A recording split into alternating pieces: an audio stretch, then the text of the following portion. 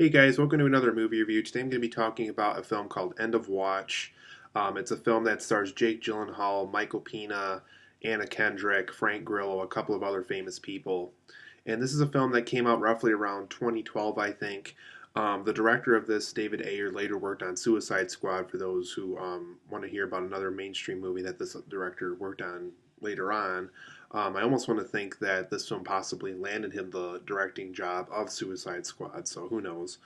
But in End of Watch, you guys, it's a film that's kind of about um, what a lot of police officers near the LA area and maybe possibly other areas as well, they have a lot of crime every day, and they are in charge of watching over this neighborhood that really isn't very clean, has a lot of crime.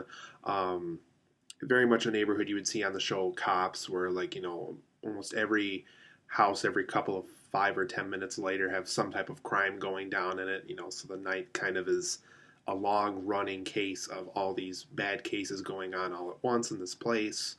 So, like I said, Michael Pena and Jake Gyllenhaal play these two police officers that we follow around throughout the course of the movie. And early on in the film, I would say pretty early on, in general too. They frustrate this gang that they keep going back to. It's one of those houses where there's always some crime going on, or some type of trouble or loud noise that's disrupting the peace, and the neighbors are always calling in about it. So it's one of those houses where people will obviously get arrested from it and stuff, but possibly not like the owners or the people who are always going back there. They're always getting away, or the cops don't have enough evidence to arrest them yet and stuff. So it just keeps on getting worse and worse and worse. And the people who pretty much are the owners throughout the course of the movie, that you'll find out later on, without spoiling the movie, of course, um, they devise a plan that will possibly kill Michael Pena and Jake Gyllenhaal if the plan goes right. So the movie's kind of leading up to this really huge crime that the two of them eventually have to face. That they anger this gang throughout the course of the movie, and they have to stay away from this gang, or otherwise the gang will eventually have their success in the end as well if they're not careful. And so the movie's kind of leading up to that. It's about, their life as cops before this huge, huge event went down that could very much be noteworthy within their cop career. So overall, guys, End of Watch was a very satisfying movie. Here, I'll even have a copy of the movie. I forgot to bring it to the video. It's this movie right here, the David Ayer one. I'm sure most of you have either seen it or have seen the cover of this at some point. So that's End of Watch right there. And for my positives and negatives of the movie, because I did like the movie quite a bit, I thought Jake Gyllenhaal and Michael Pena's screen chemistry were very successful in this. The two of them really look like they're two guys that have worked with each other for a really long time, that they are very comfortable around each other, that they view each other not only as coworkers but as friends, and that they're taking on these cases and they're comfortable talking about their personal lives together. They're talking about, since they're both dating somebody and one of them's already married and one of them's thinking about getting married and so forth. So they talk about stuff like that in the car while there's really not a lot of crime going on and so forth whenever those scenes happen. So their screen chemistry here is very, very good. So for those who want a good screen chemistry cop movie, these two guys really know how to work well on screen together. The film also does follow the tragic truth that sometimes happens within a cop life of, you never really know when something really, really bad was going to happen, or when something really, really bad might hurt your arm or hurt the way that you see things with your eyes, or how you can walk around with your feet and stuff. And some of these cases really do kind of later become the very person you are when it comes to how what you can and can't do. So the film does play off of that, how sometimes the cops can lose an eye, they can break their hand, and it can be a long time until they go back out in the field and be able to use their hands again and so forth. There's some truths about this all that I think is very successfully followed as far as how a cop life goes. How 1 minute you're perfectly fine, and the next second you might not have access to your hand anymore, or your foot anymore, or your eye anymore, and so forth. So I think the film does show the tragic truth behind that, and actually it's very, very effective for this movie. There's also some very good action scenes in the movie. I can see why David Ayer was possibly hired to, like I said, work on Suicide Squad. He possibly got it through this movie. A lot of the action scenes are very well filmed. They're very dark, very gritty.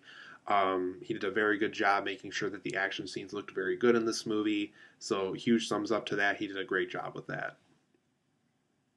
There's also a very powerful third act in the film that's very much the gang thing that builds up to that third act that makes it work so well. And when they're in the third act, man, is that ever a third act? That's very, very good. So they have a very good third act in store for this movie. There's also some pretty good, for the most part. I'm going to get to back to this point here in a little bit when I go back to my negatives. But for the most part, there are some very good point of view shots.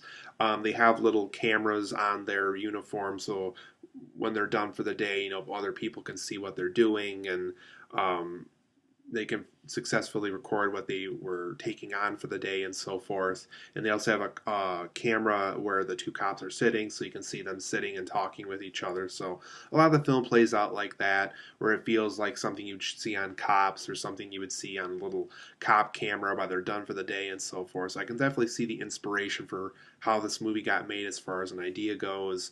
So there's some pretty good point of view shots in this movie that I think are pretty effective for the most part. The film also does feel very real at times. It's one of those films where, for the most part, it does feel like something that a cop in the LA area that had to always deal with a rough neighborhood. It really does feel like something that they would possibly have to take on in a really rough neighborhood like this. And it's very unbelievable that they can take this on each and every day of their life because they see some pretty crazy stuff. And the film definitely emphasizes just how real and crazy some of this stuff can be. And for being such a dark film, one thing I will give the film credit for too is it actually is very funny in parts, specifically when Michael Pena and Jake Gyllenhaal are talking about things that might make people feel uncomfortable as far as how their personal lives go, how their relationships go, and stuff. And there's a part near the end of the film that really is pretty funny, and I'll tell you the truth on that. And the two of them seem like they're really not just acting, but they really feel like they are laughing at each other's jokes a lot.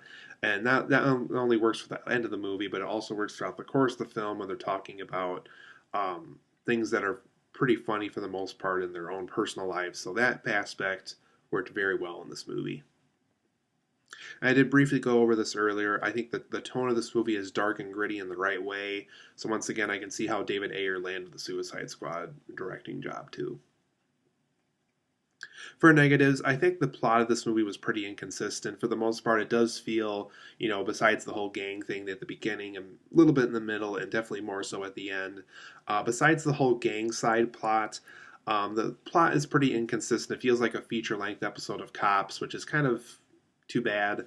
I really think the film really could have played off that gang thing a little bit more because there's other parts where it just feels like there's, hey, they're going here, now they're going there. They have that going on for that day. They have that going on for that day.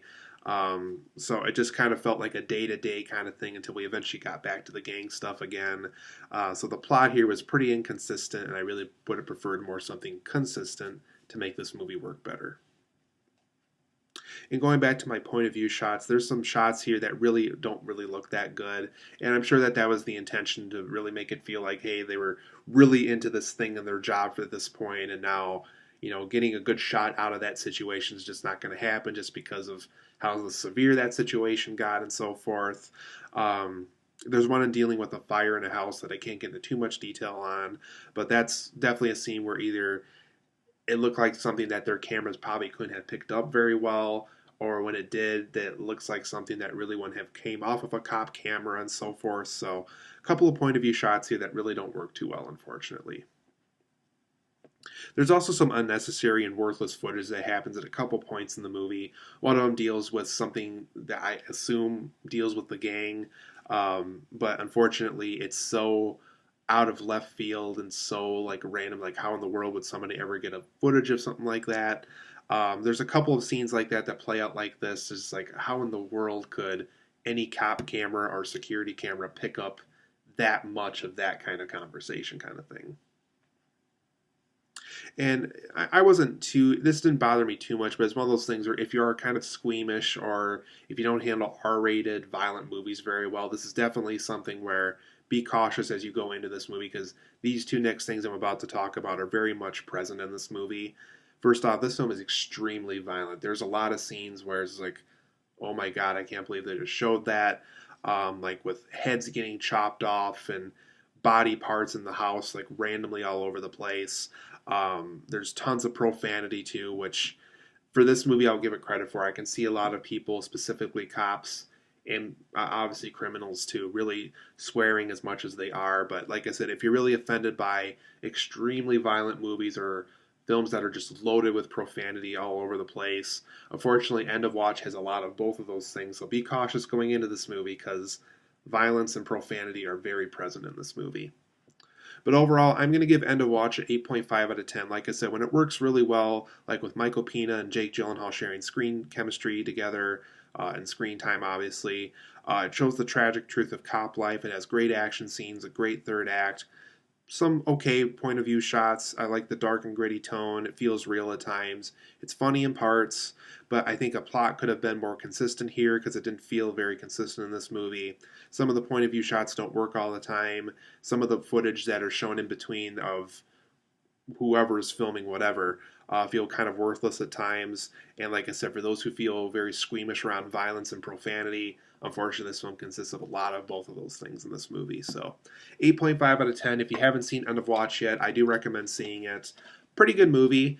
Obviously, there's a couple of negatives about it, but if you enjoy cop movies overall, want to see a more realistic take on Los Angeles police officers, End of Watch does a pretty good job with this.